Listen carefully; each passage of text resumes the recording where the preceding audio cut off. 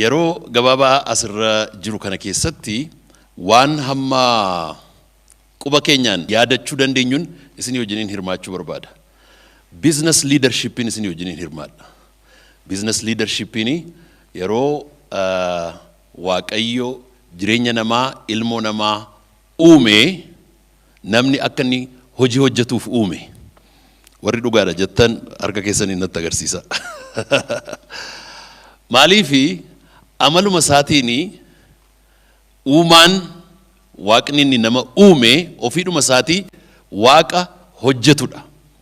Seera uumamaa boqonnaa 2 irratti maal jedhee cufaa waaqayyo guyyaa 6 hojjetaa ture jedha. Kana booddee guyyaa 7ffaa irratti immoo hojii isaarraa boqoteedha. Kana booddee abboommi kurnan keessatti immoo yeroo kennu abboommi kurnan yeroo ibsu maal jedhaa guyyaa 6 hojii kee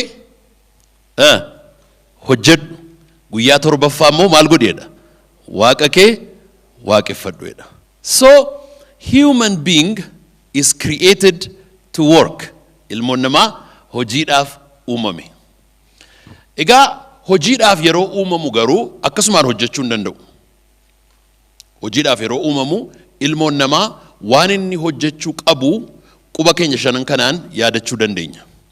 Warri barreeffachuu barbaadan barreeffachuu dandeessu. Tokkoffaa. Inni tokkoffaani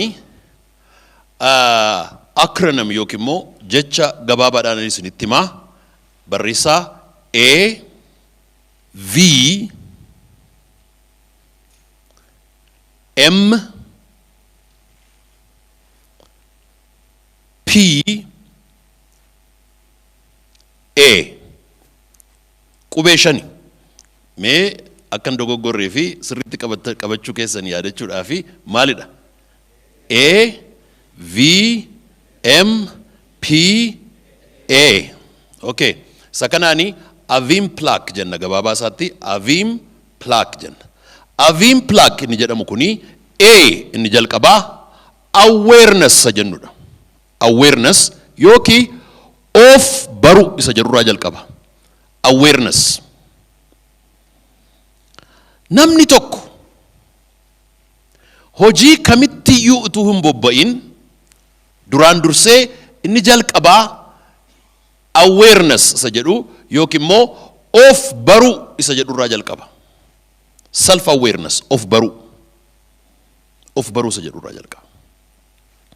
Ishee kanarratti akkasin naa qalbeeffattan barbaada. Namni baay'een dirree isaa hin mallerra oolee bara jireenya isaatii fixa. Addunyaa kanarraa hooggantoonni baay'ee yartuu hordoftoonni baay'ee hedduu kan isaan ta'aniif kanaaf. Namoonni baay'een nama kan biraa kan isaan hordofanii fi ofii isaaniitii of hoogganuu yookiin immoo waamicha isaanii ergaa isaanii itti gaafatama isaanii waan hin beekneef iddoo isaaniif hin malle oolu jechuudha. Statistically, scientifically, addunyaa kanarraa iddoo isaaniif malu baranii warri itti bobba'anii jiran parsantaa 100 keessaa parsantii 2 duwwaadha. 98% of close to 7 billion people addunyaa kanarraa nama biliyoona 7 jirurraa parsantii 2 duwwaatu iddoo isaaf malu jira. Inni kaan iddoo isaaf hin malletti barasaa fixa. Kanaaf inni jalqabaa maaliifan uumame? Eenyu ani?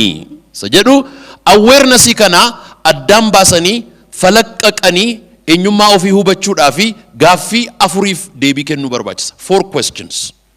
Number 1. Ani eenyu? Who am I? Maqaan koo eenyu? Hojiin koo maali? Isa jedhu ani eenyu isa jedhu kana gadi qotanii eenyummaa ofii beekuudha. Hamma of beeknurra caalaa hamma nuyi of hin beeknetu baay'ata. Hamma of beeknurra caalaa. Amma biizinasii adda addaa keessaa akkuma tasaan seeniyaan malee ani nama biizinasiis ofiin hin jedhu ammayyuu an waamichi koo biizinasii dha ofiin hin jedhu tasuman itti goree itti milkoomee itti gammadi malee ani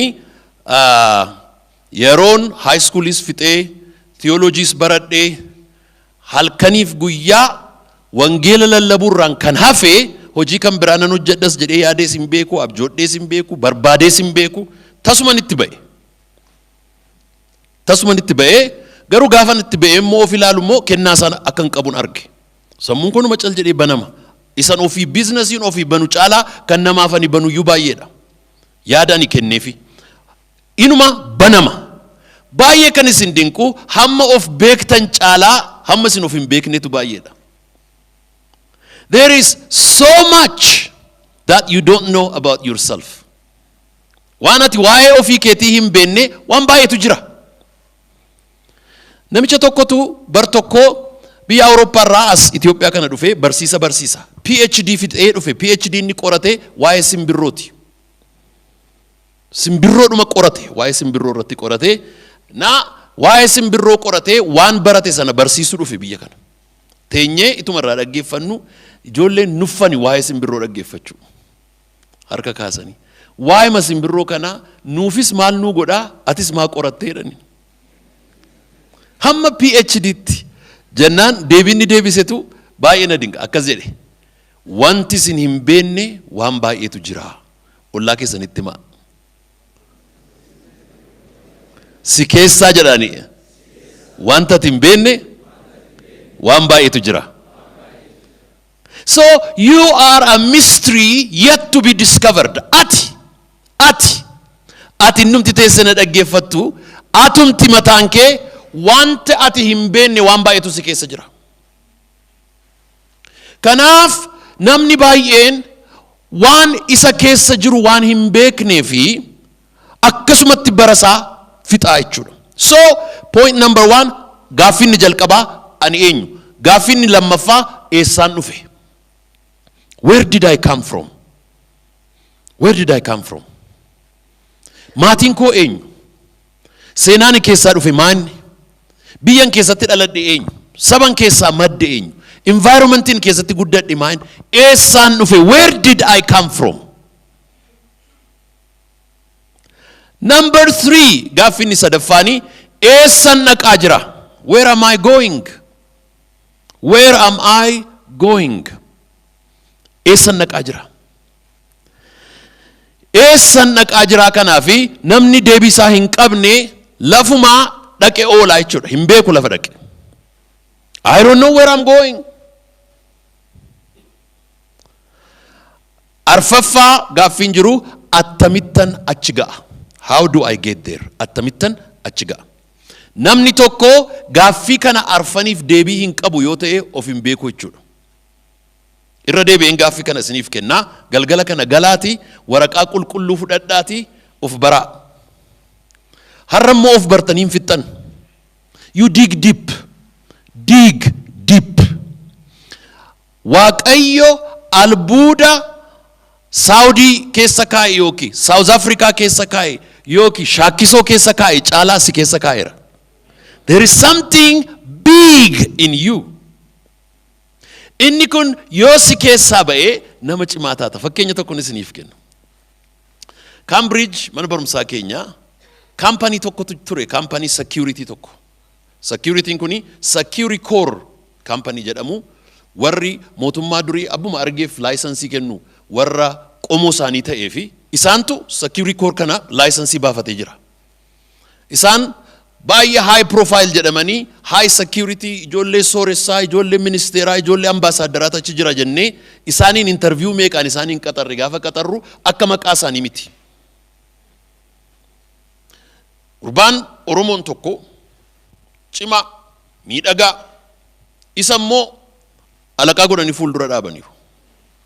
Yeroon ba'u yeroon galu nan arga namti isaan keessaa bifa qabu isa duwwaadha. Namti gaasha qabu nan gaafadhe ati maaf as dhaabattaa hojii kan biraan qabduu jennaan yuunivarsiitii fixeeraa naan jedhe. Hojii dhabeen 4,000 kunoo balbala kana dhaabadhaa naan jedhe. Kottu biiroo kon jedhe. Intaa'e. Eeyo maqaan kennaan Toomaas jedhe. Har'aa kaasee maqaan kaampanii keetii Tom Security Agency jedhamaan jedhe. Balbala namaan dhaabattu kaampanii mataa keetu dhaabbataa. Attamittiin akka dhaabani security company hin beeku dhaqi gaafadhu ennaa waan afur barbaachisaa jedhe. Tokko horii depositii nu barbaachisaa jedhe. Lama biiroon nu barbaachisaa jedhe. Sadi konkolaataan nu barbaachisaa jedhe. Arfaffaa federal police keessaa namni laayisensii qabu miseensa keessan ta'utu sirra jira nuun jedhanii jedhe. Horii sii kennuu nan danda'a. Biiroo sii kennuu nan danda'a. Konkolaataa sii kennuuti waggaa tokkoof kiraayii tolaa sii kennuu nan danda'a. Sana hundumaa sii guuteera. Amma federal police duwwaan hin qabu jennaan abbaan koo federal policeedhaan naan jedhe. Gurbaan kun of beeka moo of hin beeku? Dhaqee amma abbaa keessa fuudhii dhaqee fixee mucaan laayisensii fixee mattadaadariyaa fixee maaloo jedhee Tom Security Agency xarapheezaa korra kaa'e. Jaraan kontraata keessan fixaniitu deemaan jedhee inni har'a of jalatti nama 34 qaxaree waggaa kana yoo xinnaate mindaan inni galiin galfatu miliyoona 4. Mindaan isaa meeqa ture? 4,000. Potential isa keessa jiru beekaa? Hin beeku. Ati of hin beektu malee cimaadhaa jedhanii wallaa keessanii. Environmentii makee keessa jira. Gaaf tokko Washington DC dhaa kaanii xiyyaaraan as dhufna. Tu as dhufnu mucaan hostesiin mucaan durbaa tokko nu keessumsiisti. Maaliif akka isheen akkas nu keessumsiistu hin barre eddaa isheen nu beetti ijoollummaadhaa kaastee makkanniisaa turte achittan isin beeka jettee bakka atuma haasofnu booddee ani numa nuffe hostesummaa kanaa naan jette.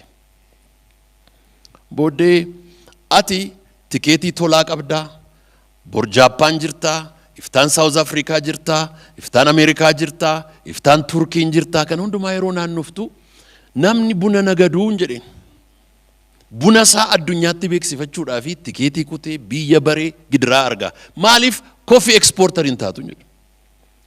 Attamitti akka ta'an hin beeku. Kottu taa'i. Kana booddee nama coffee exporteriidhaan expertii ta'e waamee teessisee biiroo kootti wal agarsiisee fixee mucaan jalqabdee saampilii har'a Tookiyootti geessiti, bor New Yorkitti geessiti, iftaan Johannesburgitti geessiti, dheengadda tekstii naa ergite silkii koo irraa isin agarsiisuu nan danda'a. Hojii koos gadhiisee konteenara 17ffaa ga'eera jette exportiidhaan.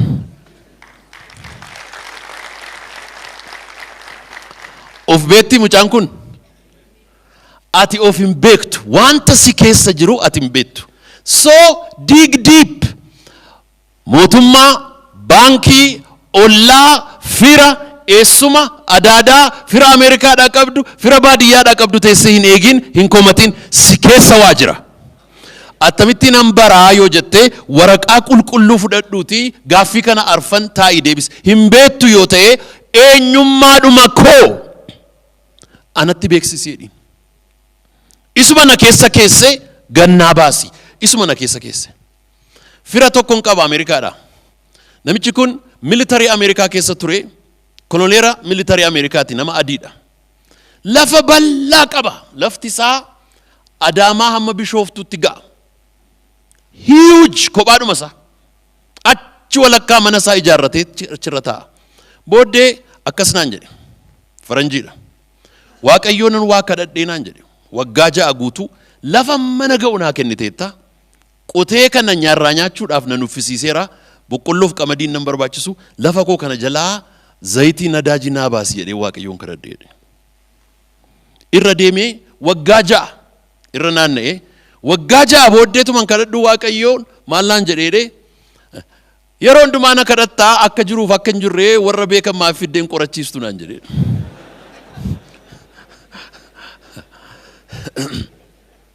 Mr. Gary jedhama baay'ee hiriyaa kooti. Booddee waaqaaf waadaa galee yoo kana keessaa naa baafte persentii 10 international missioniidhaafan kenna. Persentii 10 churchiidhaafan kenna. Persentii hammanaa ijoollee kootiifan kenna. Akka kanattan ittiin dulloomaa jedheen waaqaaf waadaa seenee Shell Company, Mobil Company, Exxon Mobil Company, BP waameen qorachiisee irratti wal saamaneedhe. Hin burqeedhe. Na waame. Maatii kootii wajjin mana isaa dhannee bullee argine. Saudi oil field fakkaata lafti isaa. namichi irra boqqolloo qotaa ture namichi irra qamadii qotaa ture lafa isaa beekamoo hin beeku wanta ati hin beekne waan baay'eetu jira there is something deep in you there is something that you don't know about yourself kanaaf inni jalqabaa biizinasii keessatti know your talent harki keerra waa jira miilla keerra waa jira sammuu keerra waa jira afaan keerra waa jira ija keerra waa jira gurra keerra waa jira isa jiru kana yeroo discover gootu maalitti geeddarta value ti geeddarta value jechuun yeroo amma YouTube hojjettu YouTube email si erga xalayaa si erga namni baay'een si ilaalaa jira calluma itti maa of agarsiista horiitti geeddariisin jedha process isa monetization jedhama monetization ini bifti kee sagaleen kee ergaan kee qabeenya fiduu danda'a jechuudha that's a monetization process so number 1 awareness in kuni of baruudha naannoo ofii baruudha kennaa ofii baruudha qabeenya ofii baruudha value ofii baruudha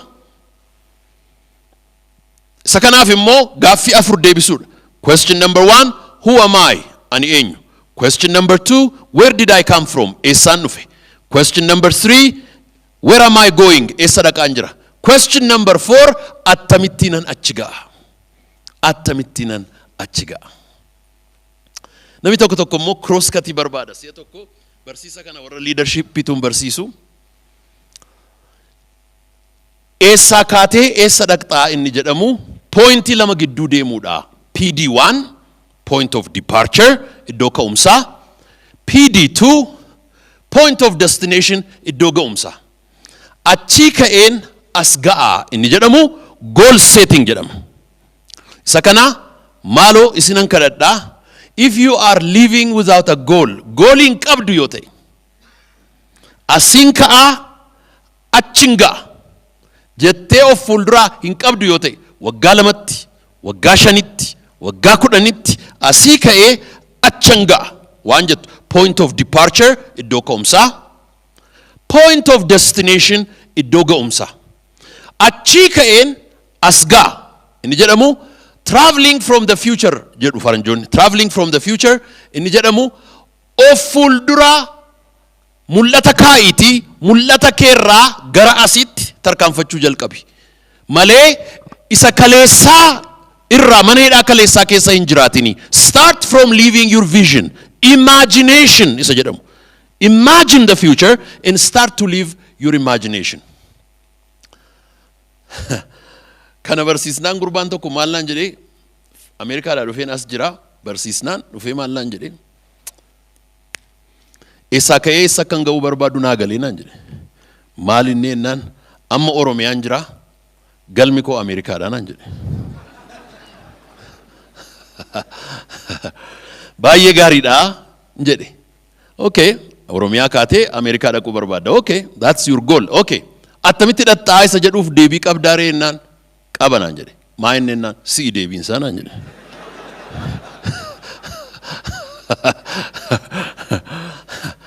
amma deebisaan arganne atiin jedhen deebisaa dhaqii barbaadii kottu jedhen deebisaa dhaqii barbaadii kottu because point of departure isaa beeka point of destination isaa beeka kana booddee bakka dhaqee itti yaadutti ka'ee ol yaadutti ka'ee booddee naa bilbile hin kaasu naa bilbila gaafan kaasu argameera deebiinsaa naan jedhe maa inni ennaan yoon dhufe sitti agarsiise malee hin ta'u naan jedhe kottuun jedheen hin dhufe manni footoo nafni footoo as galagalee ka'ee achi galagalee ka'ee akkas jedhee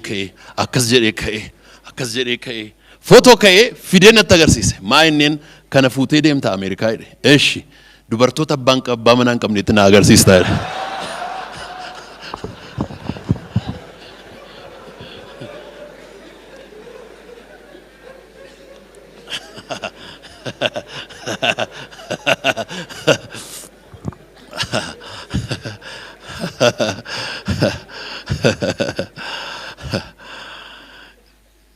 namichaa fi karoorri isaa waan nama kolfisiisu fanii yoo ta'e iyyuu konseptiin isaa galeeraaf point of destination point of departure isaa beeka point of destination isa beeka karasa barbada jira asiin halixamu achiin halixamu asiin halixamu kaayyo isaa bira ga'u barbada jira point of destination point number 1 awareness me awareness jedha of baru jedha ya si keessa waan guddaatu jira addunyaa kanarraa Ameerikaa keessa yoo fudhanne jaarraa 19 1900 miliyooneroonni turan 5,000 hin caalan about 5,000 millionaires amma miliyooneroota miti billionerootni guutaniiru guddataa deemeera destination isa the number of billionaires in baay'ee guddataa deemeera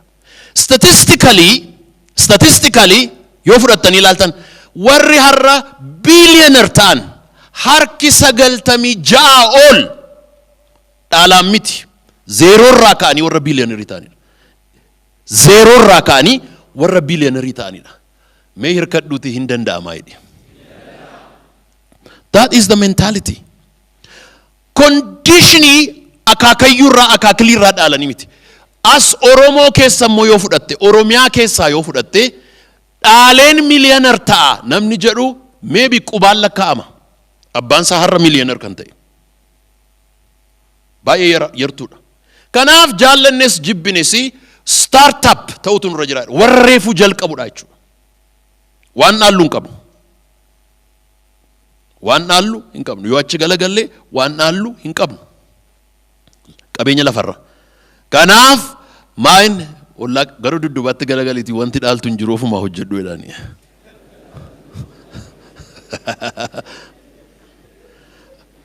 aan zero irraan ka'e shaaq zero irraa kaani zero mee warri zero irraa kaatan harkanatti raasa zero achirraa kaasam kan keenya akkasi Oromo business community startup ida maalirraa kaa zero daakee kaa zero caccabsee kaa kana gochuudhaaf statistically support kan nu godhu jira jechuudha as duwwaa miti amma gaa generational wealth kan isaan uummatan amma Ameerikaa keessa amma yoo xinnaate amma baby boomer generation inni jedhamu jira baby boomer generation inni generation isa soorumee qabeenya tuullate jirudha generation inni isatti aanee amma jiru yoo xinnaate gara trillion 36 dhaala 32 trillion dollar dhaala kan dhaalaaf qophaa'edha kun kan dhaalamudha kan tuulamee jiru kan dhaalamudha mootummaan Ameerikaa isa tuulamee jiru uummata isaarraa liqeeffata mootummaan Ameerikaa namni China irraa liqeeffata maalirraa liqeeffata China irraa percentage 10 liqeeffatu uummata tuullaa uummataarraa liqeeffata generational wealth dubbii waaqayyoo maal jedha namni eebbifamaan ijoollee isaatiif dhaala dabarsaedha yeroo siree du'aa isaarra ciisu ijoollee isaatiif waan dabarsee du'u qabaadha biyya dabarsaa lafa dabarsaa qabeenya dabarsaa maqaa dabarsaa biizinasii dabarsaa kan kana nu dhowwatee dhaala nu dhowwatee jiru afurri hamaan kan cabe haa ta'u kana booddee hin uumtaa nyaatteen fittu hin dhaalchifta raajiidha kun warra amantaniif maal jechuudhaaf hin kana fide Brian Stacy'n kana statistics namni hojjete jira maal jedha the overwhelming majority of millionaires and billionaires in the United States are self-made millionaires warra ofii isaaniiti biizinasii uume ofii isaaniiti kaampanii uume ofii isaaniiti qabeenya uume sadarkaa sanatti ol ba'eedha so point number 1 awareness kana fiduudhaaf namni gaaffii afur deebisuutu irra jiraan jedhe gaaffii sana arfan namni nattimu tole ani eenyu etun dubbisin qalbii dhumarra masammuu dhumarra gaaffii salphaa afur 4 question okay ani eenyu eessaan dhufee eessan naqaa attamittiin hanga'a so 4 questions so galgala kana waraqaa qulqulluu fudhadhaati jalqaba just start that exercise ani eenyu ani eenyu kana keessatti maaltu dhufaa RM wanta jedhamutu jira barreeffadhaa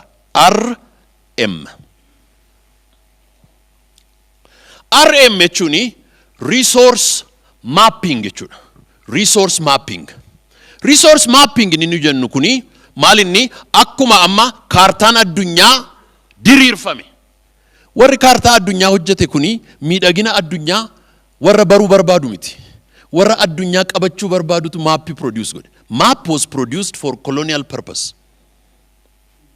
malee it is not for color Itoophiyaan eessa jirti Jarmaniin eessa jira jedhanii adda baasuuf miti warra qabeenyaa fi daangaa fi lafa bal'ifachuu barbaadutu kaartaa hojjete maaliif map godhani you create a map to conquer you create a map to control resource mapping jechuuni resource mapping RM sana waraqaa qulqulluu fudhattee iddoo lamatti gargar qoodda gama kanaan waan an qabu gama kanaan waan an hin qabne what I have and what I don't have namni waan tokkitti hin qabne lafa kanarra hin jiru namni waan hundumaa qabu lafa kanarra hin jiru irra deebi'een jedha namni waan tokkitti hin qabne lafa kanarra hin jiru namni waan hundumaa qabus lafa kanarra hin jiru namni hundumtuu waan qabu qaba waan hin qabne qaba so resource mapping keerratti kanati gama kanaan barreessitu waan qabdu tarreessita this is what I have kanan qaba muuxannoo kanan qaba fira kanan qaba lafa kanan qaba beekumsa kanan qaba kapitaala kanan qaba nama kanan qaba hariiroo kanan qaba waanuma qabdu hunduma lafa keessa macaafa qulqulluu yoo fudhattanii dubbisattanii namooti macaafa qulqulluu dubbifannes jiraachuu dandeessu as keessa warri dubbifattanii chaalenjiidhaa fi hojii waaqni namatti kennu hundumaa keessatti gaaffii tokko nama gaafata maaltu harka keerra jiraadha Musee gaafanni iyyu maaltu harka keerra jira Ermiyaas gaafan maaltu harka keerra jira nama 5,000 midhaan nyaachifnaa maaltu harka keessan irra jira maaltu harka keerra jira that is exercise of resource mapping on the other side maaltu harka keerra hin jiru business is connecting what you have and what you don't have and creating a deal dubartii Oromoo jabduu tokko Oslo Norway irratti wal argine abbaa manaan qabdu baay'ee soorettiidha yeroo sana wayyaanee fi Oromoon baay'ee lola guddaa keessa jiru araara sanaa fi namoota bebbeekamoo Oromoo keessa jiran walitti qabanii mootummaan Ameerikaa fi mootummaan Norway Oslo irratti konferensii qopheessanii achirratti nu waamanii anaanis na waamanii turan nan naqe isheenis waamamtee dhufteetti namoonni kan minaanis jiru namoonni bebbeekamoon Oromoo keessa Oslotu teenyu na bira teessi muslima attamittiin sadarkaa kana geessi atiin jedhe waanan qabuu fi waanan hin qabnin qulqulleessee dura addaan beeke jette United Nationitu intini tokko baase maastaawoqiyaa tokko baase naannoo Somaalee waraanatu jira achi midhaan geessuu barbaadu midhaan sanaa transport kan godhu big logistic company barbaadu doolaaraan kaffalu kaffaltiin isaa baay'ee guddaadha millions of dollars company yoo xinnaate makiinaa 100 qabu logistics kana mobilize gochuudhaaf company makiinaa 100 qabu company makiinaa 100 qabu yeroo sana hin jiru Itoophiyaa keessa booddee dubartiin kun inteesse warra Somaalee keessaa wal waraanu ugaazota ustaazota warra achi wal fixu sana warlords sana beekti isheen naannoo sana dhaloonni ishee waan qabduuf waan hin qabne addaan baastaga tokko namoota sana nan beeka lama afaan isaanii nan beeka sadi rakkina isaanii nan beeka arfaffaa environment isaanii language isaanii nan beeka waan beektu tarreessite kan biraa carraa kana immoo nan qaba dhaqee apply gochuu nan danda'a waan ani hin qabne yoo konkolaataa sana hin qabu garuu makiinaa 2 makiinaa 1 makiinaa 3 makiinaa 5 warri qaban baay'eedha. Markaatoo, Piyaassaa, Kaasaanchiis eessa kana keessa. Laallaa isaanii dhatte ji'a 6 makiinota keessan na jalatti galmeessisiistu jette. Makiinaa koo jalatti, kaampanii koo jalatti galmeessisiistu. Makiinaa 100. Hundumti keessan shufeerota keessaniif tuuttaa adii yuunifoormii hodhisiistu. Tuuttaa sana irratti dudda isaa irratti makiinaa kaampanii kootutti maxxanfama. United Nationiidhaan kaampanii nan qaba, konkolaataa 100 nan qaba, jara nan beeka, hundumaa isaanii nan beeka, kontiraata sana naa kenna. Jarri akka konkolaataa kee safe godhan, waraana sana akka isaan sitti hin buune gaarantii jara biraa dhaqii fidi jedhan. Mercedes oofee deemeet.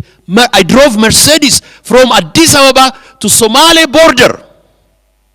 Jara wajjin nan beeka, caatii nan bite, aadaa nan beeka, afaan nan beeka, hin teenye, hin haasofne, makiinaa keetti humni hin bu'u, xiyyitii miti humni hin bu'u. Waraqaa naa kennan. Hoa. All of a sudden, a multi-million-dollar business was born. Waan qabduuf waan hin qabne addaan baasanii beeku. Sababii makiinaa hin qabnee fi transport company hin qabdu jechuu miti. Sababii kana hin qabnee fi sana hin qabdu jechuu miti. Know what you have. Awareness inni jedhamu kuni of beekuu isa jedhamudha. So that is clarity of mind. In business, potentially nati amma keessa jirtu waani waaqayyo uume achi keessa si kaa'e miti. You are not living your potential. You are living beneath your potential. Under your potential. Kana caalaa akkati taatuuf kanatti uumamte. But environment, environment nuyi keessa jirru akka sammuun keenya banamee annan danda'a an qabaa isa jedhu akka nuyi hiyyaanni nu godha. Annan danda'a an qabaa. Namni tokko mandaruma hiyyeessaa keessaa ka'ee multi-millionaire ta'a. Warri kaan irraa baruu caalaa itti naafu. Hin hamatu. Warri Arabaa jecha tokko qabu. Yoo sooromuu barbaadde safara hiyyeessaa dhaqi. Garuu immoo hama isaanii danda'i. Sababiin isaa namni hojii hin qabne hojiin isaa warra hojii qaban rakkisuudha. Namni hojii hin jaallanne warra hojii jaallatan rakkisuudha. So point number 1, awareness. Number 2, salamaffaatti darbina. Of baruutti aanee inni jiru viidha. Viin, it's vision. Vision.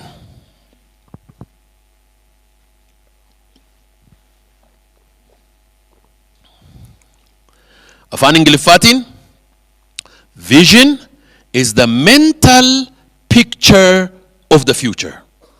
It's the mental picture of the future.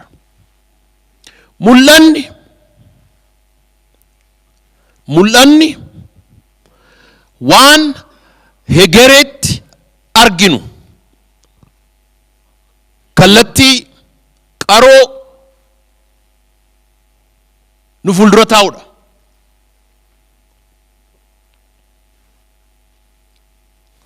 Mul'anni ijaan hin argamu. You don't see vision by your eye. Mul'ata kan fidu ija miti, ifa. Irra deebiin jedha. Mul'ata kan fidu ija miti, ifa. Vision is not a product of sight, it is a product of light. Namni dukkana cillimii keessa taa'e mul'atan arga. Ijisaan argu garuu mul'atan arga. Vision is not a product of sight, it is a product of light. Lighting kun immoo, it is not internal, it is external. See ifa. See ifa. Waan ati gochuu dandeessu, waan ati dandeessu, waan ati hojjechuu dandeessu, si ifa, si ibsa. Dukkana keessa taa'e. Namoonni dukkana keessa taa'anii ifa argu, fuuldura isaaniitti waa argu. Sila dubbadhee raga. Addunyaa kanarraa namoota jiran keessaa namoonni mul'ata qulqulluuf caliilaaf taliilaa qulqulluu ta'een jireenya isaanii hoogganan parsantii 2 duwwaadha. Kanaaf namni baay'een hordofaadha malee hoogganaa miti. Just hinuma deema malee, hinuma gugugsa malee, independently waan sammuusaa keessaa dhama'u hin qabu. So that vision is a source of light. Dhufee yeroo ibsuu fi mamma South Africa yoo fudhatanii ilaaltan Mandelaan achi keessaa ba'ee akka president South Africa ta'u hin arga. Mana inni keessatti hidhame dhaqee argeera waggaa 27 kutaan inni keessatti hidhame meetira tokkoof meetira lama waan xinnoo tokko keessa waan mana geessu keessa ciisa. Gaafa jaallatan dhagaa cabsisiisu, gaafa jaallatan ba'aa baachisu.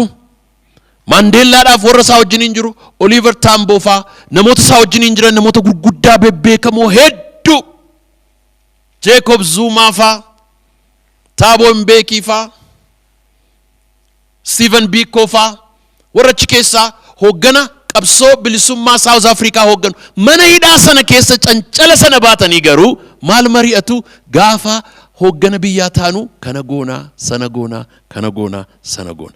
Haalli ammaati keessa jirtu mul'ata akkatti hin argineef sin dhorku.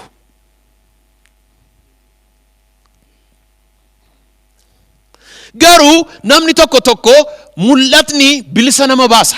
Mul'anni haala ati har'a keessa jirtu keessaa bilisa si baasa. Attamitti bilisa si baasa? Hidhaa har'aa naannoo keetu tun taane lafa borgeessu ilaaltee isa har'aa irraanfattee gammadda. Hin gammadda. Dur maalan ofiin jedhan ture dur tun biyya kanaan deemin ijoollummaa kootti yeroon high schoolii fixee seminarii galu eenyummaan koo har'aa hin jedha. Eenyummaan koo boriitiif utuu walitti dhufanii gammachiisinni har'aa gammachiisisa boriitiif akkas jedha hin jedha. Ofittan gammada ofuman booharsa. Ofittan gammada. Namootaan eenyummaa koo har'aa ilaaltanii nan tilmaaminaa. Eenyummaan koo har'aa eenyummaa koo borii har'atu walitti dhufanii akkasitti hin jedha. Hegereen koo ifaadha. Namni kana amanu hirkatee ameena jedhu. Okay. Eenyummaan kee. So your future yero presidential campaign America keessatti wal dorgoman dhuma ga'anii Hillary Clinton fi Donald Trump hafe. Hillary Clinton Democratic Party, Donald Trump Republican Party waliin dorgomu. Trump naggadeedha. Trump businessiidha. Trump hojiidha. Isheen politikaadha. Nama seeraati, nama saayinsiiti, nama dubbiiti. Detailii kana jaallatti, lakkoofsa jaallatti, bajetii jaallatti, maaloo jaallatti, dambii jaallatti, seera jaallatti, biirokraasii jaallatti. Xaxaa kana ilaalti teesse Ameerikaa keessatti kan hiikamuutu irra jira, sun hiikamuutu irra jira. Inni achi ba'ee America will be great jedha. Yoo na filattan Amerikaan greatidhuma taa'edha. Detailiin qabu wanti isa great. Majority nama ammoo detailii kanan jaallatu great isa jedhu kana jaallata. Abbaan manaa isheen dhufe abbaan manaa Hillary Bill Clinton dhufe campaign isheetiin New Yorkitti maalittiin jedhe himmoo amtaa simoo anamichi kun jedhe. Maaliifii jennaan dorgommiin kee campaigniin kee imaginationin qabu jedhe. Namoonni yommuu ati filatamtu akkatti businessin baay'atu akkatti kun ta'u America is gonna be great. Waraan Amerikaa nan dhaaba, Raashaa wajjin nagaa nan buusa, Israa'eliin nan araarsa, ikonomii nan guddisa, Chaayinaa nan gara feensirritti ishee gashaa, maaloon godhaa, hin nyaattuu, hin dhudduu, hin sooromtuu, America is going to be great gaafa jedhu is being duddaan galee faali qaba hin gammada. Why? This is showing them vision. Amma namoonni baay'eeni akkas utuu hin taane akkas ilaalu. Akkas ilaalu, kana ilaalu, hidhaa ilaalu, kana ilaalu, hawultii ilaalu, seenaa ilaalu, maaloo ilaalu, kana walitti haasa'u, YouTube ilaalu, kana ilaalu. Sammuun isaanii hidhamaa, xaxamaa, miilli xaxamaa, afurri xaxamaa. Imagining godhan. They can't imagine the future. I'm telling you, you have to imagine the future.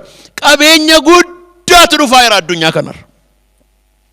Har'a addunyaa kanarra horiin circulate godhu qabeenyi ilmoo namaa hundumtu collectively gara trillion 60.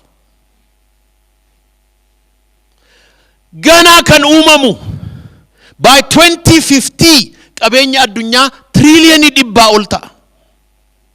Gana qabeenyi hin uumamne trillion 40 oltu jira.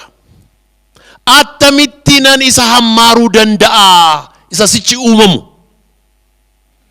Eessatti uumama, eessaa burqa, technology dhamo, transport dhamo, construction dhamo, trade dhamo, agriculture dhamo, health sector dhamo, education dhamo, farming dhamo, maalirraa madda eessaa dhufaa jira isa jedhu namni ol jedhee qilleensa bubbee uumamaa jiru ilaaluun jiru. Inni kaan itti qophaa'eera.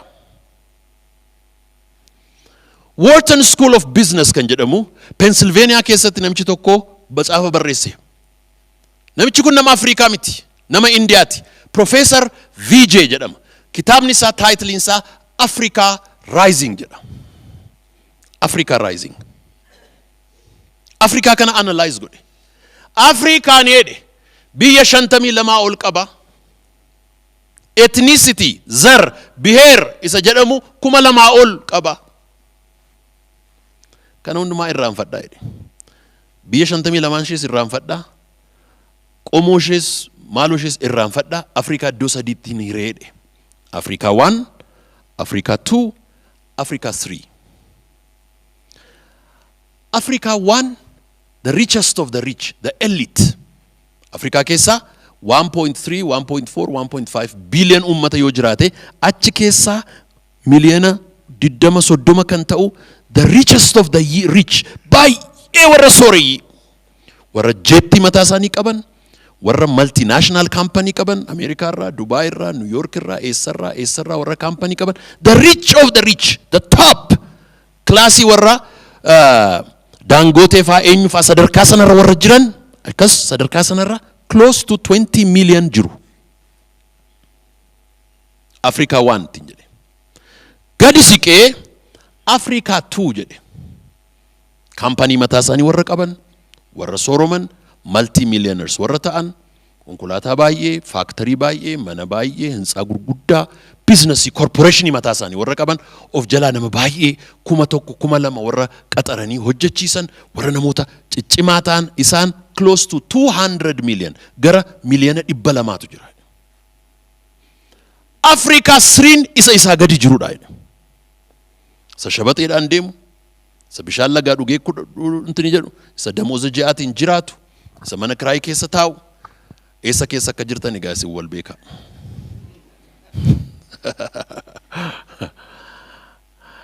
Afrikaa kana iddoo sadiitti hire. Oromoo haa ta'u, Kambaataa haa ta'u, Kukuyyuu haa ta'u, maaloo haa ta'u dhimma isaa miti. Economically iddoo sadiitti hire. Sadanuu gabaadha jedhe. Sadanuu gabaadha jedhe. Sadanuu bishaan dhuguu jedhe fakkeenyaaf. Just bishaan dhuguu jedhe. Bishaan water company. Afrikaa waaniin xarmusii warra Afrikaa 3tiin dhuguun jaallatu jedhe. Xarmusii isaa fooyyessitaaf jedhe. Style isaa fooyyesse, color isaa, branding isaa, akkaataan itti dhugu, qorqorroo isaa akkaataan itti banu hundumaa isa sirreessitaa fi mi'aa gootaa fi yoo rakkasis hin jaallatu jedhe. Mi'aa gootaaf baay'ee expensive gootaaf jedhe. Hiyyeessa harkatti argee jennaan sin bitu lammaffaa sirraa jedha. You make it very expensive jedhe. Africa 2dhaafis akkuma kanatti hojjetta jedhe. Africa 3nis gabaa hundumtu keessa isaa kan jiru maayini hundumtu bishani packaging isaa sirreessita class isaa uumta. All of them are marketed. Market analysis kana from banking, from agriculture, from import, from export, from trade, from stock exchange, from every angle, from technology, from education, from language, from political stability, from every corner analyze godhet barreesse. By the way, nuuf barreesse seena. Warra ala nutti nagadu barbaaduuf barreesse. Nui maayinni gabaadha. Nui gabaadha. Triangle isa gaafa uumu sammuun jira hin kalaqa. Finance jira. Kalaqa sana itemitti jijjiira. Fabrikaan jira hin oomisha. Gabaan jira hin bita. Kana yeroo connect godhu ati corner isa kam keessa akkati galtu lafa kaa'ega. Vision. jarreen warra Afrikaatti nagaduu barbaadaniif kana booddee wanta inni jedhetu baay'ee sammuu koo keessatti kan hafe. Namni Afrikaa keessatti hojii hojjechuu barbaadu crocodile skin qabaachuutu irra jira. Gogaa cimaa yoo garafan yoo guban yoo uran yoo tuman kan ittiin dhaga'amne dhanna cimaa qabaachuutu irra jira. Malee conducive environment keessatti nan hojjedha namni jedhu Afrikaa keessatti hin hojjetu. Hamma haalli mijatutti hin hojjedhu yoo hin jetta ta'e elaa sittani ma haalli mijatu situ haala sana mijeessa. It's not going to be nice. It is not. It is not going to be nice. You create a better condition. Hammuma humni kee fooyya'aa deemuun conditioning kee fooyya'aa deema. Hamma humni kee fooyya'aa deemuun conditioning kee fooyya'aa deema. So A is for awareness. V is for what? Vision. Vision, akkuma isiniin jedhe, is the mental picture of the future. The mental picture of the future. Mental picture of the future. Haala amma keessa jirtu keessa teessee mental picture sana karaa lama karoorsita. Isa kana barreeffadhaa yoo dandeessan. Inni tokko Kairos jedhama. Inni tokko immoo Kronos jedhama. Kairos, Kronos. Kronosidhaan yeroo barreessitu you give your vision a chronological structure. Chronological structure. Kronos inni jedhamu waggaadhaan, ji'aan, yeroodhaan gargar caccabsita. As dhaabadheera. 2024 2024 har'aa June 8 June 8 2024 irra dhaabadheen jira. June 8 2025 June 8 2026 June 8 2027 June 8 2028 June 8 2029 June 8 2030 Sakana mul'ata kee maal jettee barreessita? Vision 2030 mul'ata 2030 waggaa shananarraa 5-year plan 5-year vision yoo har'aa umriin kee 30 ta'e waggaa 35tti maalan ta'a eessan ga'aasa jedhu kanatti barreessitu inni Kronos jedhama. የሶስት ዓመት እቅድ ወይም የሶስት ዓመት ራእይ የሶስት ዓመት የአምስት ዓመት ራእይ እንጂ ደግሞ ክሮኖሎጂ ዳለፈ ከሰን ጨጨብሲታ ይችላል ቪዥን ይከሰና ክሮኖሎጂ ዳን በረሲታ ገሩ ኑይሞ ጥቆሼ አመንታስ ቀብና ሙለተስ ቀብና ከደተስ ቀብና extra human humna namati ala extraordinary wan baramen ala humni nu gargaru danda'u mo jira jenne wan amannu fi siya tokko wa wagga shanitti karorsite wagga lamatti bira geessi argita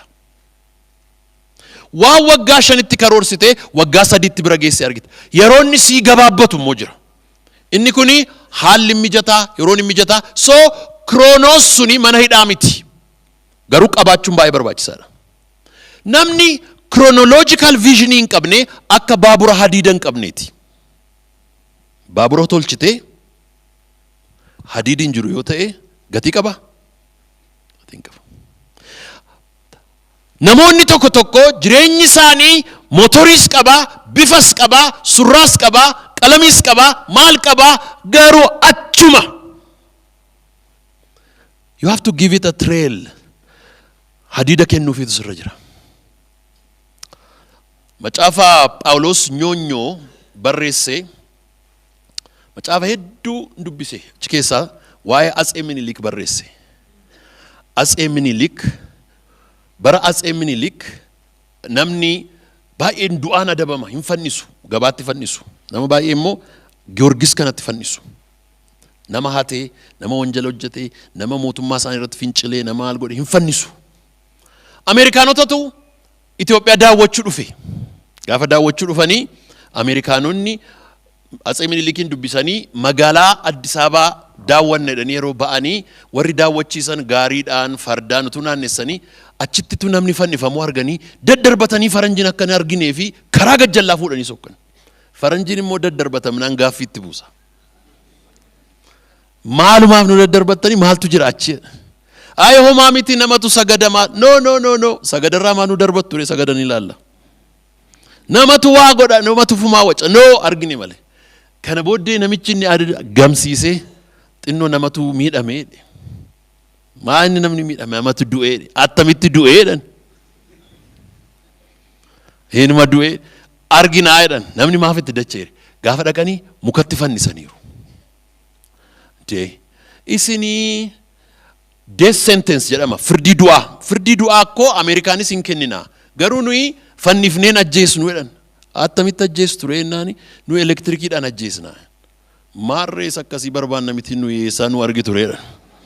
Atsee Minilikiini attamitti mee galgala gaafatti odeessanii faranjoota sana fidaa attamitti ajjeestu jennaan barcuma guddaatu jira achirra teenyaa achirra teessifneetu achirratti ajjeesna. Electric chair jedhama.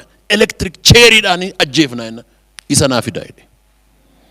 Cheerii sadii electric cheerii sadii isa gurguddaa Ameerikaa irraa fe'amee galaana yaabbatee asiin gidiraa argee Finfinnee ga'e.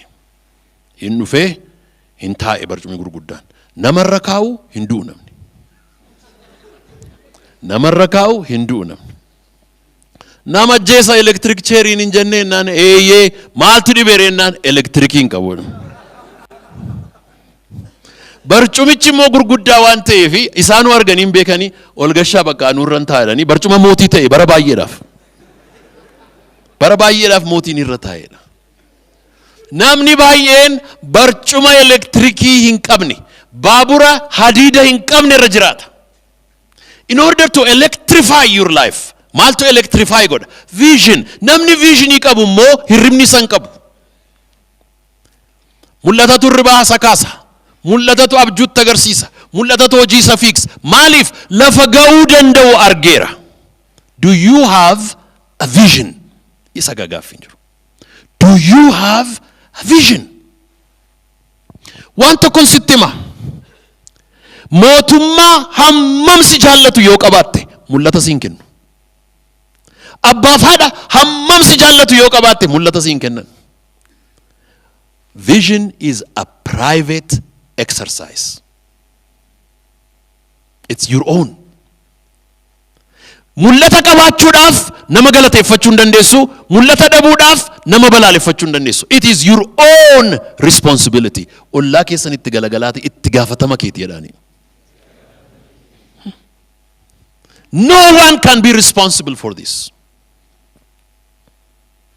Namni immoo hamma har'a ga'u ga'a miti. Hamma mul'ata isaatii ga'a. Hamma mul'ata isaatii ga'a. You are as big as your vision. So the first one is awareness and the second one is vision. Sabni koo mul'ata waan hin qabneef badeera. Maal jedha fakkeenya irraa immoo sabni mul'ata hin qabne bada. Gadhiisii taa'eedha afaan Oromoo irraa immoo maran isa jedhu.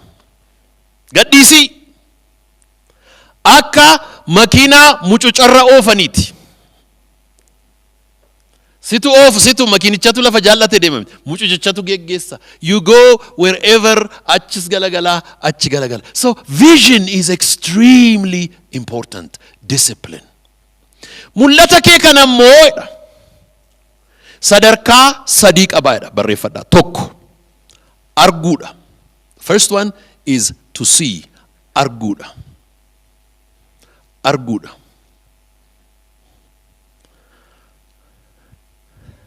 Namni baay'een mul'ata argeera. Garuu gawama mul'ata argeef mul'ata qaba jechuu hin dandeenyu.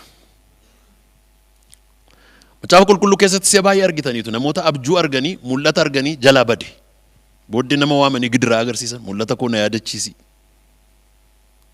Mul'ata koo na yaadachiisi hiikaasaas natti himi.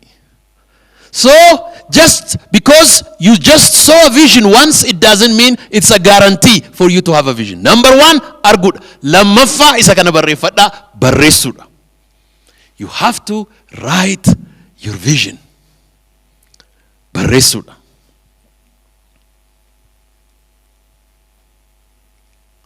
Sadaffaan maxxansuudha jechuun of fuulduratti maxxansuudha.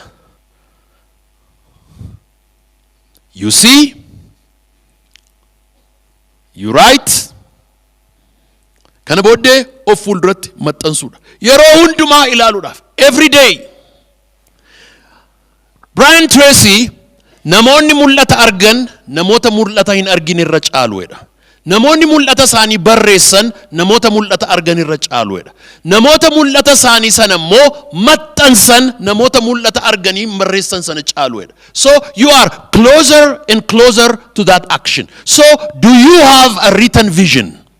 Whether it is Kairos or Chronos. Ka waggaa shanii barreeffatte, Chronosiidhaan barreeffatte, Kairosiidhaan immoo yaa Rabbi yaa Waaqayyo ati itti gali na gargaari jettee sakana barreeffattee of harkaa qabdaa ka waggaa lamaa, ka waggaa sadii, ka waggaa afurii, ka waggaa shanii. Okay. Tuqaa gosa sadaffaattan darba. A for awareness, V for vision, sadaffaan missionidha. Mission. Missionin kun immoo hammammaatti of baruun exercise dhuma of baruuti. Mul'ata exercise dhuma mul'ata sana qabaachuuti. Missionin egaa yeroo eenyummaan koo mul'ata koo fuudhee hojiitti jijjiiru jechuudha. Eenyummaan koo mul'ata koo hojiitti jijjiiru. Actionidha. Missionin hojjechuudha. Namni hundinuu missionii qaba. Missiyoo ergama qaba. Gaafa dhalatu ilmoon namaa ergaa wajjin dhalata.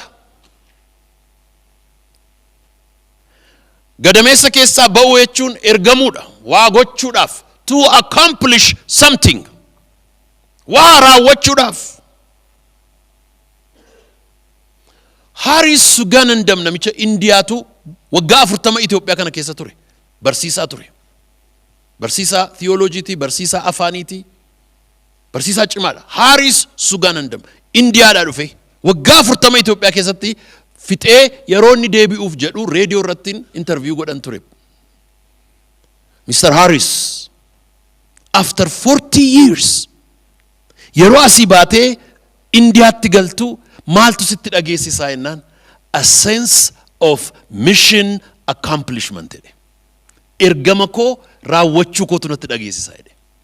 Ergaman uumameef gammachuutu natti dhageessisaa. Waggaa 40 namoonni ana barsiise addunyaa irratti faca'aniiru. Namoota gurguddaa ta'aniiru. Bu'aa buuseera. Jireenyi koo hiika qabaa, seenaa qabaa. Kunoo ammarraatti hin dubbatama waa'insa.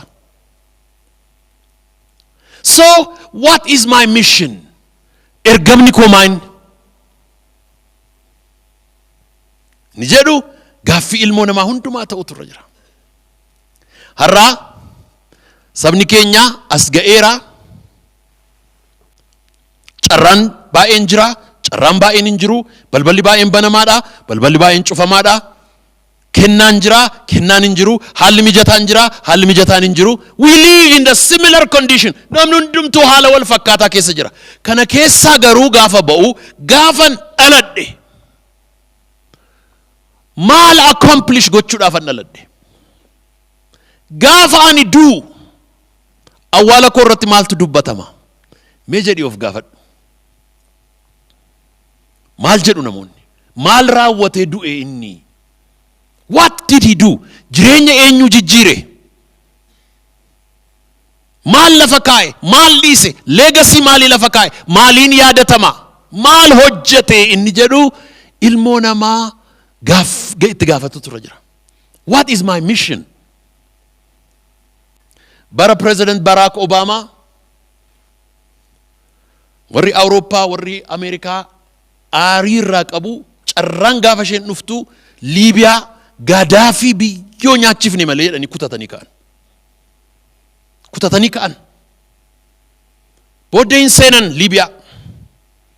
Warri Awurooppaa yeroo hundumaa dubbii kaaftii kan waraana dhaqu immoo Ameerikaadha. Dubbii kan gonoggon immoo jara warra Awurooppaati. Meeshaa isaa qabaa, jeettii isaa qabaa, xiyyaara isaa qabaa, meeshaa waraanaa isaa qabaa. Loltuun Ameerikaa immoo loltuu a fighting machine jedhu warri Awurooppaa. It's just a fighting machine. Hin lola tokkoonsa. Maashinii inni baatus baay'ee gurguddaadha teknoolojii inni baatus. Kana booddee Liibiyaa karaa lixaas karaa bahaas itti galan Baraak Obaamaan hin ajaje waraanaa jedhe. Waraananii Tripolii hin geenye karaa asiis Tripolitti siqaa jiru karaa westis Tripolitti siqaa jiru walakkaa ga'anii waan godhan wallaalan. Gaadaafii yoo jiksine biyya guddaa ofirratti jiksina. Akka Iraaq waggaa meeqa achi keessatti eenye kunuunsina akka Afgaanistaan nurratti jiga wanti kun. Yoo dhiifnee baane walakkaadhaan geenyeerra. Waan godhan wallaalan. Kongresiin asii iyyaa, seenataroonni asii iyyuu, warri human rights asii iyyuu. Mootummaan Baraak Obaamaa booddee miidiyaa irraa dhokate mari'achuudhaaf. Booddee warri CNN jeneraalichuma isa dirree waraanaa jirutti bilbilanii gaafatan. Gaaffii isaan gaafatan kanadha. What is the mission? Maalinni mishiniin keessaniidha? Biyya sana seentan, airportii isaa tumtan, waraana isaa diigdan, biyya isaa gooltan, maa inni Gaadaafii jigsuudha moo, mootummaa haaraa dhaabuudha moo, mootummaa isaa colonize gochuudha moo, waggaa baay'ee bulchuudha moo, maalinni mishiniin keessanii jennaan jeneraalichi anoon beeku mishinii keenya jedhe. I don't know what the mission is jedhe. I really don't know what the mission is. Atuuf gaafadhu, what is your mission? Umuriin kee 30, 40, 50, 20 ta'uu danda'a. As geesseetta. What is your mission? Umuriin namaa 70 yoo baay'ate 80 isa booddee dadhabbiidha. 80 gaafa geessee xumurtee du'a jala geessu gaafachi galagaltee ilaaltu maal raawwadhe jechuufi think about it now. It can be a business vision, a mission, a ministry, whatever the case is. What is my mission? Namni yeroo mission isaa jiraatu halkan hirribni isa qaba. Amma ganamni bari'uuf itti hin jarjara. Because you have a mission. Seenaa jireenya namootaa ittiin jijjiirta. Yeroo missionii sana jiraachaa adeemtu, so that is what do you do jechuudha. Lamatu na hafe. Ittan fufa. Awareness, vision, mission, arfaffaan P, plan. Plan. Karoora gaa kun. Plan inni jedhamu kuni, planning is nothing but a management of resources. Plan jechuuni waan qabdu bulchuu jechuudha. It is management of resources. Management of resources. Waan qabdu bulchuu jechuudha. Yookiin immoo to'achuu jechuudha. Maala kanatti qabdu. Qabeenya kee keessaa inni hangafti yeroodha. Qabeenyi kee keessaa ilmoon namaa hundumtuu the democratizing wealth of humanity. Ilmoon namaa hundinuu kan inni wal qixxee qabu yeroodha. Sooressi sa'aatii 24, hiyyeessi sa'aatii 24 qaba. Waluma qixxee kenne Waaqayyo yeroodha. But the difference is how do you manage time? That is a business discipline idaga, time. So time management in planning ida.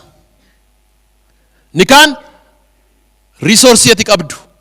Yeroodha, sammuudha, mind, resource gurguddaa Waaqayyo ilmoon namaatiif akka isaan plan godhan kenneefi 8tu jira. Isinittan hima 8. Tokko time. 2 mind. 3 mind jechuun sammuudha. 3 health yookiin immoo fayyaa. Health or xeenaa. 4 qabeenya can be money, horii, finance. 5 miira ወይም ደግሞ ስሜት, emotion. Emotion. Ja'affa conscience yookiin immoo ህሊና. ህሊና. ህሊና.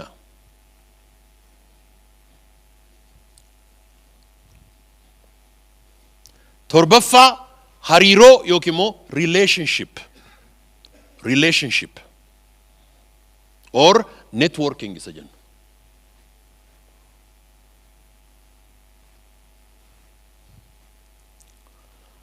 Okay, saddeettaffaan onnee yookiin immoo heart yookiin immoo jaalala isa jennu. Kun saddeettanuu karoora barbaadu. Karoora barbaadu. Fakkeenyaaf relationship yoo fudhanne hariiroon relationshipiin circle yookiin immoo concentric circle afur qaba. Hariiroon relationship management keessatti yeroo hariiroo keenya manage goonu. Tokkoffaa hariiroo Waaqaa wajjiniin qabdudha. Number 1. Relationship with God.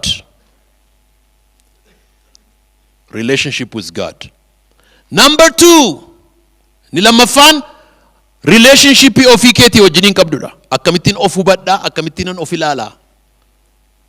Relationship with self.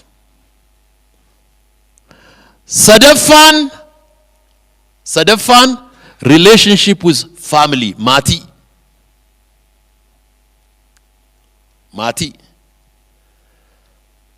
Arfaffaan ifni dhumaa isa kana walumatti qabee lafa kaa'a. Ollaa, neighbor.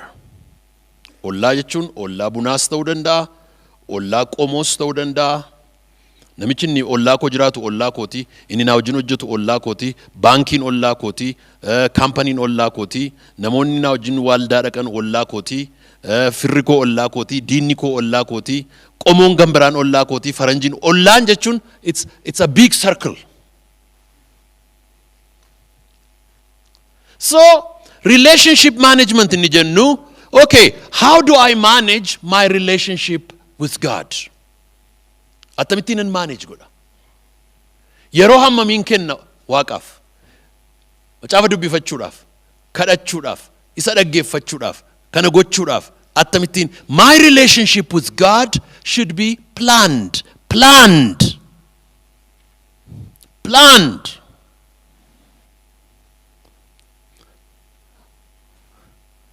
My relationship with myself planned.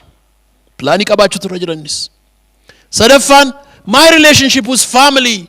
Maatii koo wajjiniinis plan qabaachuutu irra jira.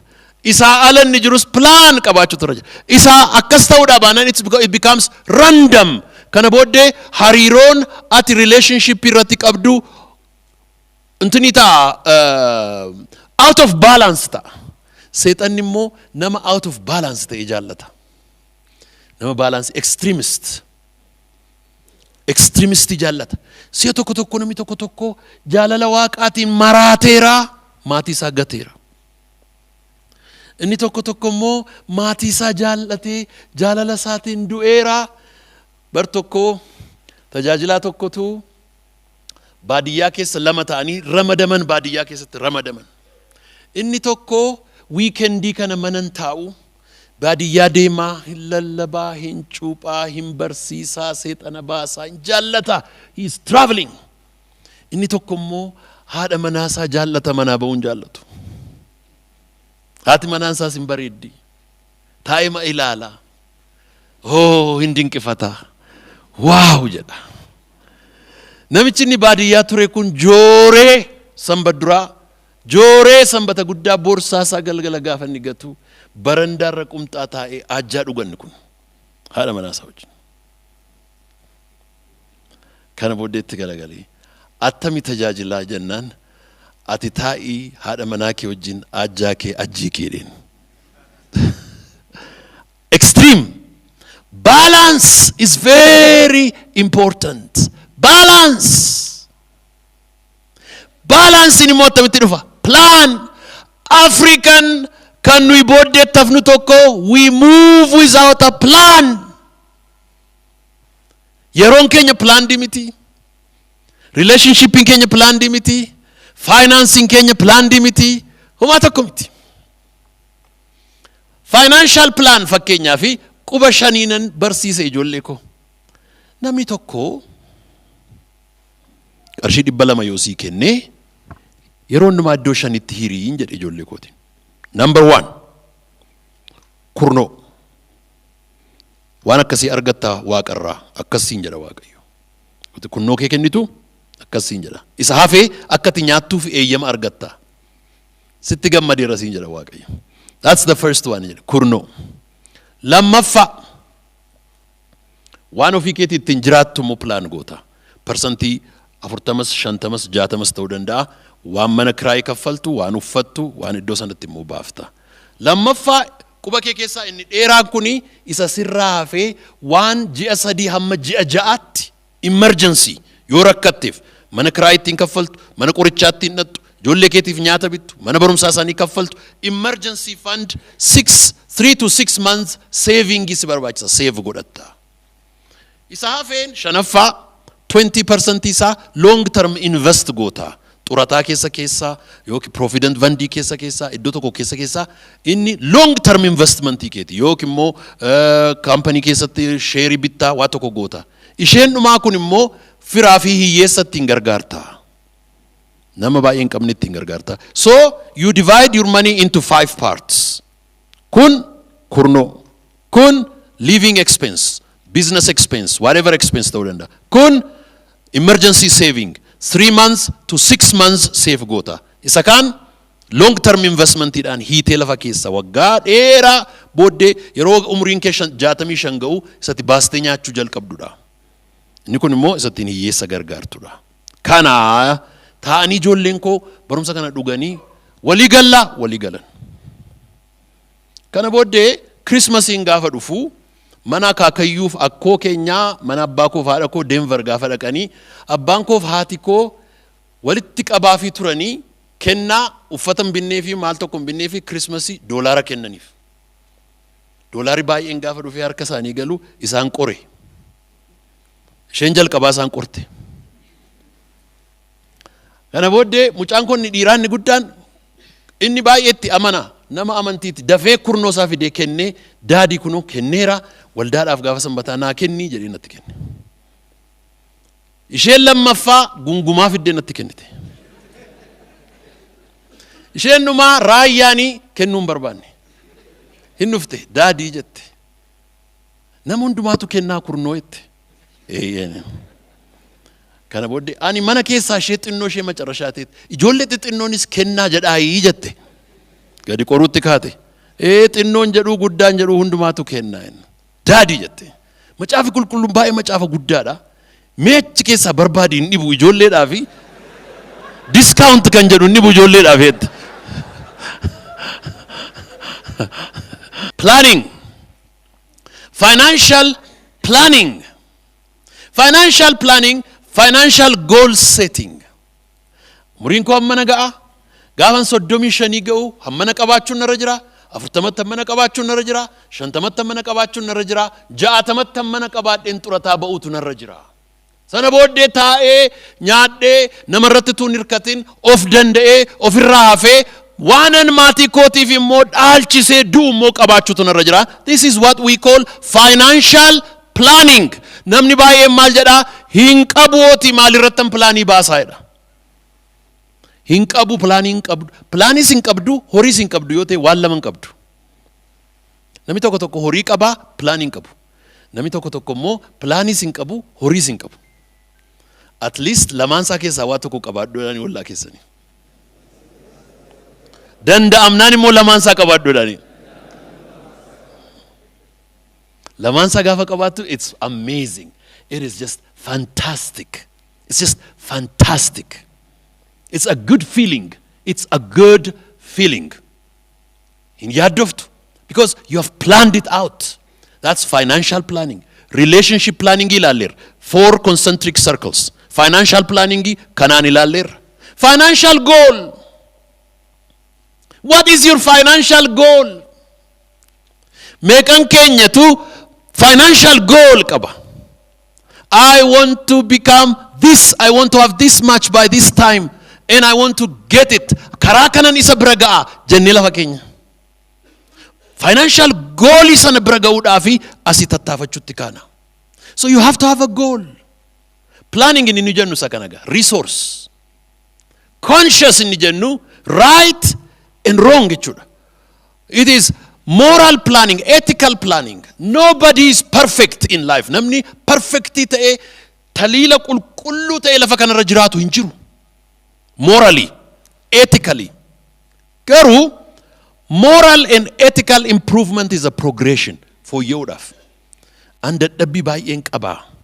Dadhabbii koo kana tokko lama sadii rakkina kanan qaba. Rakkina kanan qaba. Rakkina kana keessa attamittiin fooyya'uu danda'a. Isa jedhu plan godha. Sobatu na rakkisa. Dhugaatiitu na rakkisa. Suusii adda addaan qaba. Cubbuu dhokataa akkasiin qaba.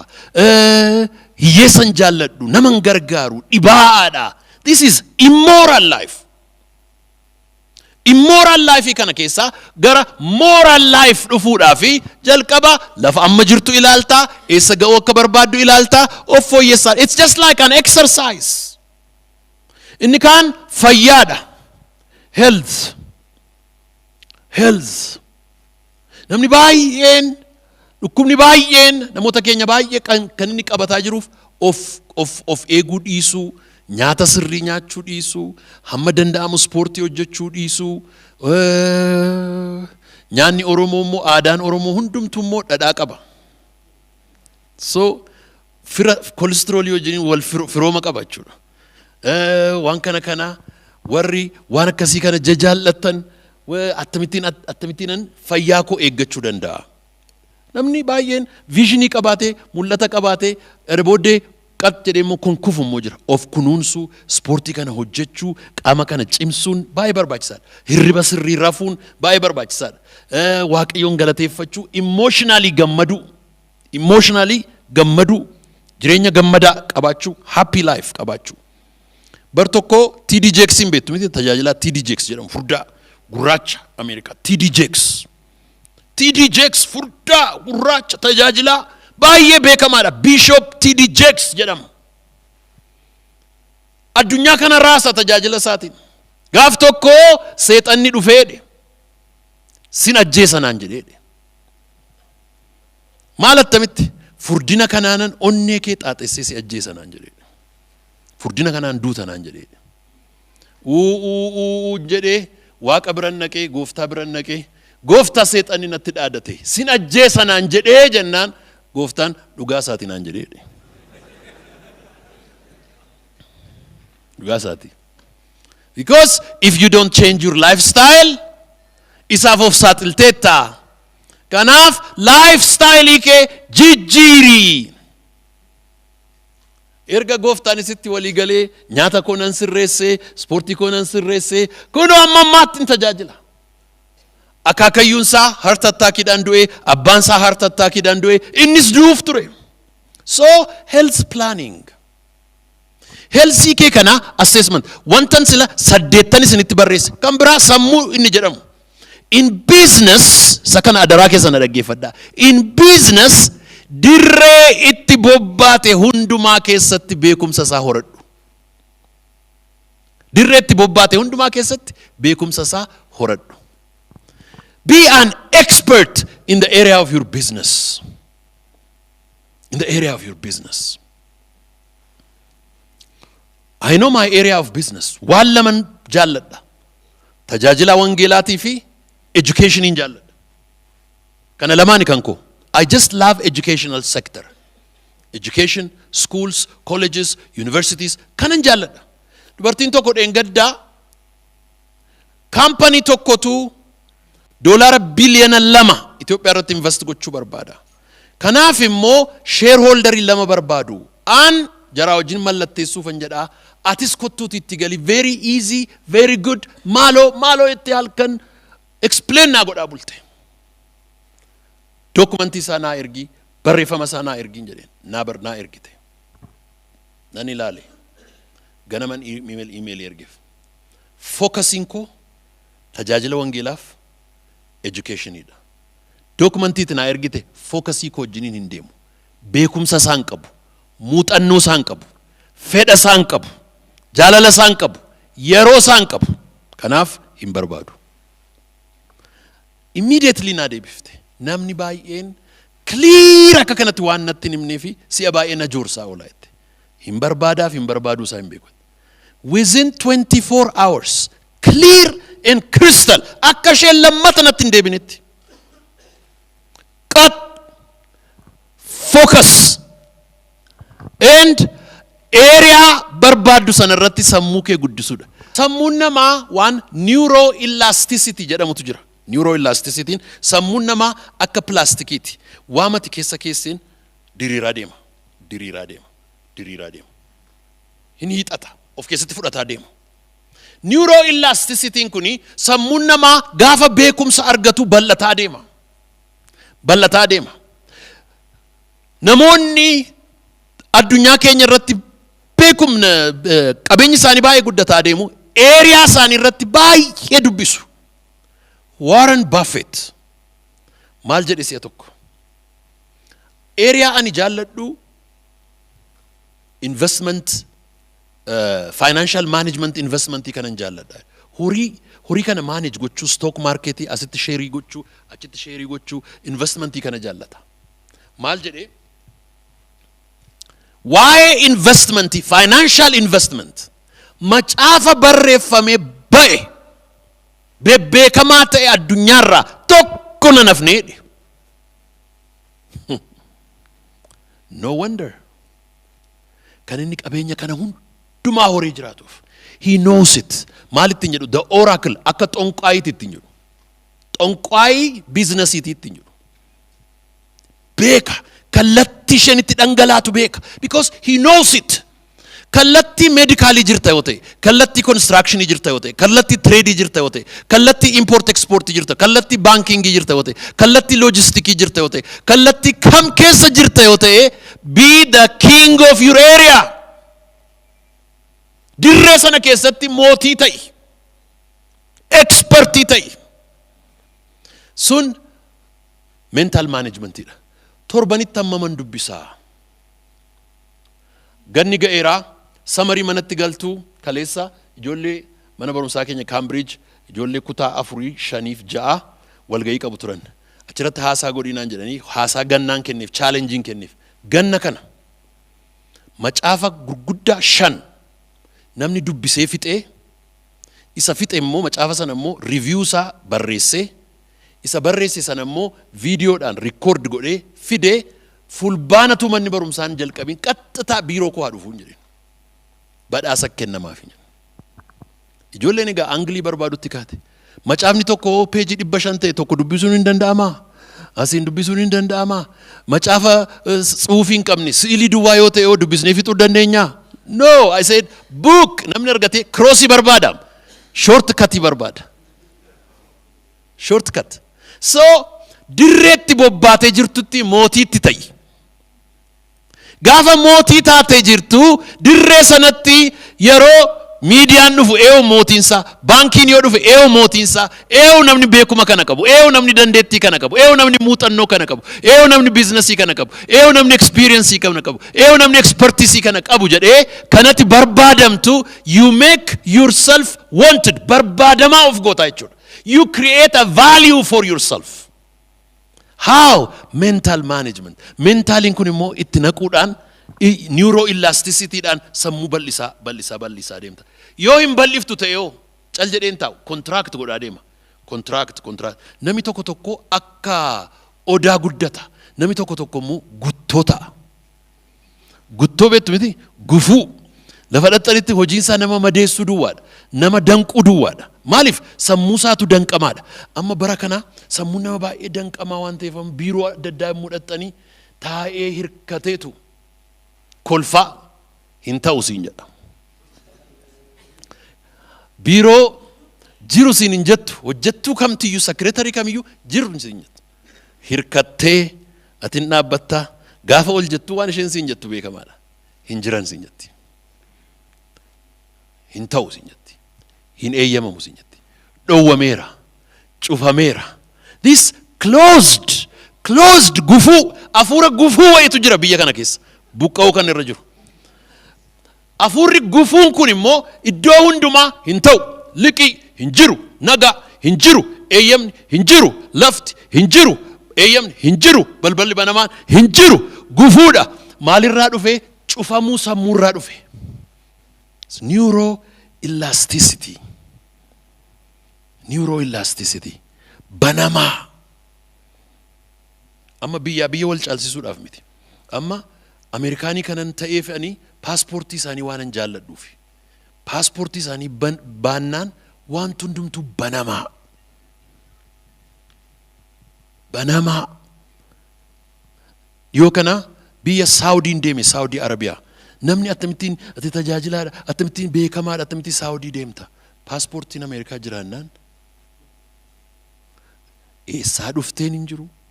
Maaliif dhufteen hin jiru. Eessaa deemtaan hin jiru. Isa fuula xaxattee teessu dubartii fuula xaxattee teessutu baga nagaan dhufteette.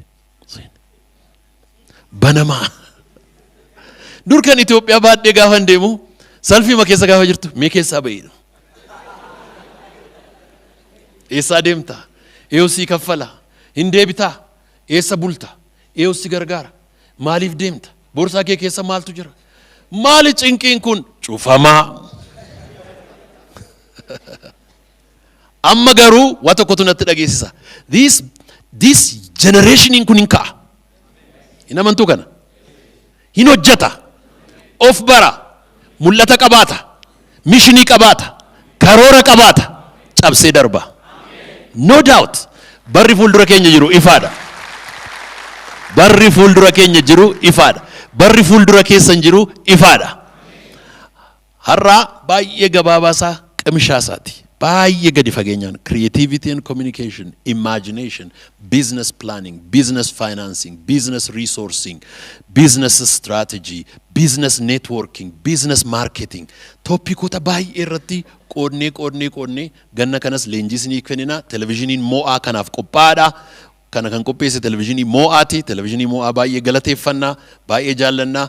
Waggaa 7ffasaati har'a televizyinii mo'aa ayyaana isaa irratti argamtanii baga nagaan dhuftanii kana booddee wal qabannee kaana. This is your moment. Inni si keessa jiru isa alaasii mormu caala. Waan guddaatu si keessa jira. Keessumaa immoo barri kun bara carraati. Bara carraati.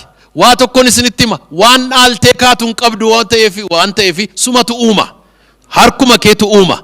Isa uumte garuu duddaan ciiftee dhaalchiftee duutaa baga gammadan.